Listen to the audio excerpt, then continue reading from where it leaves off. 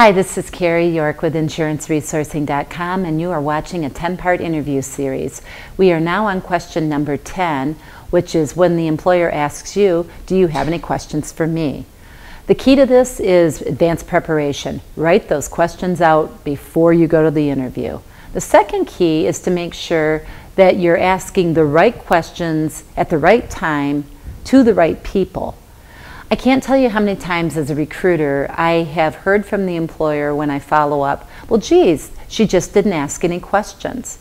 And then I'll call up the candidate and I'll say, did you ask questions? And they'll be like, yeah, I asked all kinds of questions. And I go, this doesn't make any sense. Well, what it is the questions and the quality of the questions that the candidate asked the employer didn't see as having any food value, or they felt that they had already been asked and answered. So you want to make sure that you're asking good questions, and the quality of your questions show the employer your understanding of the position.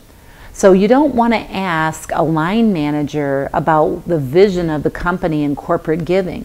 That line manager is concerned about documentation, compliance, getting the work off the desk. Likewise, if you're talking to a CEO and you start asking them about little nuances in the department, they probably don't know the answer to it. They're more concerned about profitability, their positioning in the marketplace, their positioning in the community. So make sure that your questions are targeted to the audience that you have. Don't ask about benefits. Don't ask about things that you could find out from the HR department. Make sure that you focus those questions on things inside of the department that show your knowledge and understanding. So we'll use an account manager example again. Let's say that you have a question regarding documentation and paperless systems. When you ask the question, tell me about how you handle paperless filing, you're going to get an answer. Don't move on. Ask a follow-up question that shows your in-depth understanding. The one thing you don't want the employer to feel like is that you have this laundry list of questions that you're going through and you're just trying to go through them for the sake of going through them. It's always tricky during this time because you feel like the interview is wrapping up, the employer is wrapping up, and you've got to remember one thing.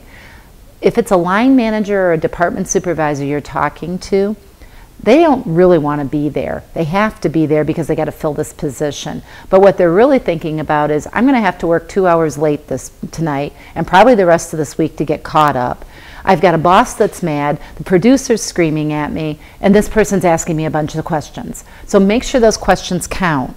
And then your last question should be a real simple one. Do you see any reason why you wouldn't hire me for this position? Then remain silent and see what happens. I hope that this has been really helpful information and that you've learned a lot about interviewing. Stay tuned when we start the next process, which will be prepping for the interview. I'm Kary York with InsuranceResourcing.com.